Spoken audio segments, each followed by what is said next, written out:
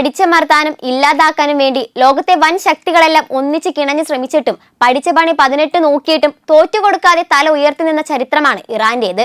ഒടുവിൽ ഉപരോധങ്ങളും ഭീഷണികളും ഒന്നും ഏശിയില്ലെന്നറിഞ്ഞപ്പോൾ 100 ദിവസത്തിന് മുകളിൽ നീണ്ട ശത്രുത അവസാനിപ്പിച്ച് ഇറാന്റെ മുന്നിൽ സമാധാനത്തിന്റെ കരാറുമായി വരാൻ അമേരിക്കയും പാശ്ചാത്യ ശക്തികളും ഇന്ന് നിർബന്ധിതരായിരിക്കുന്നു.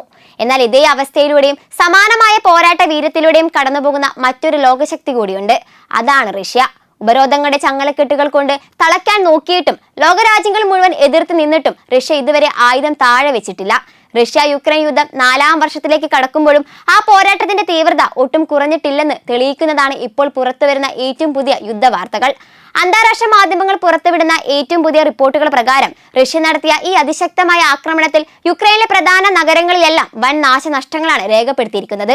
യുക്രൈൻ പ്രസിഡന്റ് വ്ളാഡിമിർ സെലൻസ്കിയെ ഉദ്ധരിച്ച് അന്താരാഷ്ട്ര വാർത്താ ഏജൻസികൾ റിപ്പോർട്ട് ചെയ്യുന്നതനുസരിച്ച് തലസ്ഥാനമായ കീവിൽ മാത്രം 11 പേർ കൊല്ലപ്പെടുകയും 28 പേർക്ക് പരിക്കേൽക്കുകയും ചെയ്തിട്ടുണ്ട്. കൂടാതെ വടക്കുകിഴക്കൻ നഗരമായ ഗാർഗീവിലും 5 പേർ മരണപ്പെടുകയും നിരവധി പേർക്ക് പരിക്കേൽക്കുകയും ചെയ്തതായി വിദേശ മാധ്യമങ്ങൾ സ്ഥിരീകരിക്കുന്നു.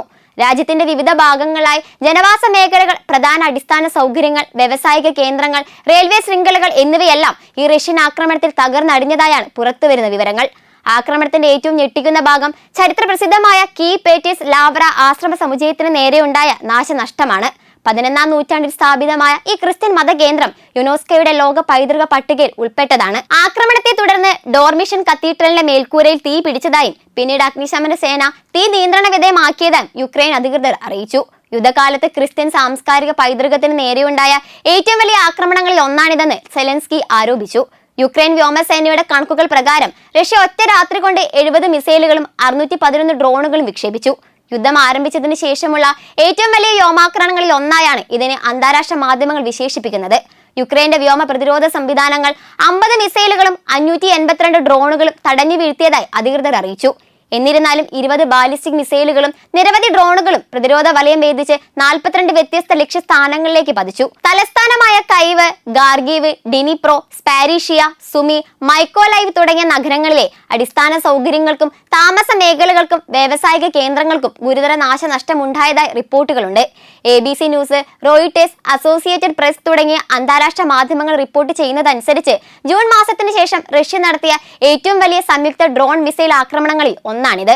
പ്രത്യേകിച്ച് 600-ലധികം ഡ്രോണുകൾ ഒരേ സമയം വിന്യസിച്ചതും അതിനൊപ്പം ബാലിസ്റ്റിക് മിസൈലുകൾ ഉപയോഗിച്ചതും റഷ്യയുടെ ആക്രമണ തന്ത്രത്തിൽ പുതിയ തീവ്രതയുണ്ടാക്കിയതായി സുരക്ഷാ വിദഗ്ധർ വിലയിരുത്തുന്നു.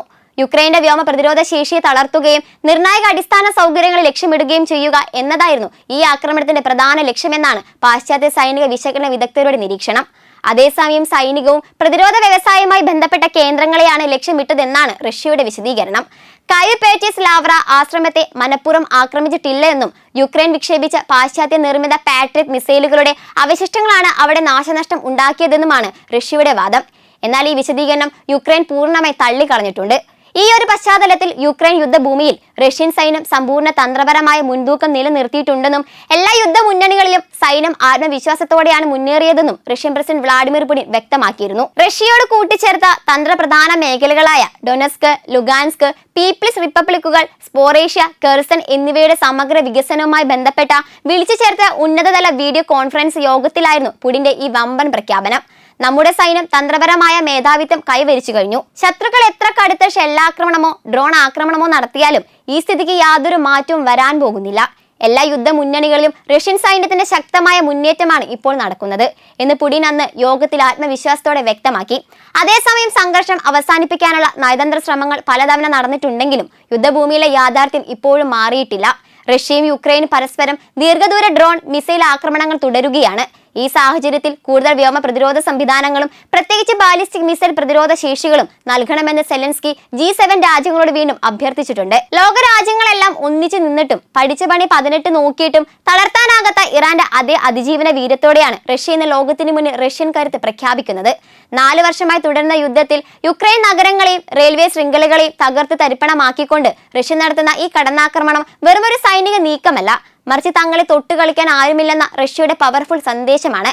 നൂറ്റാണ്ടുകളുടെ പാരമ്പര്യമുള്ള ചരിത്ര സ്മാരകങ്ങൾ പോലും ആ റഷ്യൻ പ്രഹരശേഷിക്ക് മുന്നിൽ തകർന്നടിയുമ്പോൾ ലോകത്തിന് ഒരു കാര്യം വ്യക്തമാകുന്നു: ആയുധം താഴെ വെക്കാൻ റഷ്യ ഉദ്ദേശിച്ചിട്ടില്ല. പാശ്ചാത്യ ലോകം എത്രയൊക്കെ കിണഞ്ഞു ശ്രമിച്ചാലും ഒടുവിൽ റഷ്യ നിശ്ചയിക്കുന്ന വ്യവസ്ഥകളിൽ മാത്രമേ ഈ യുദ്ധത്തിന് ഒരു വിരാമം ഉണ്ടാകുമെന്ന് അടിവരയിടുന്നതാണ് ഈ ഒടുവിലത്തെ ആക്രമണങ്ങൾ.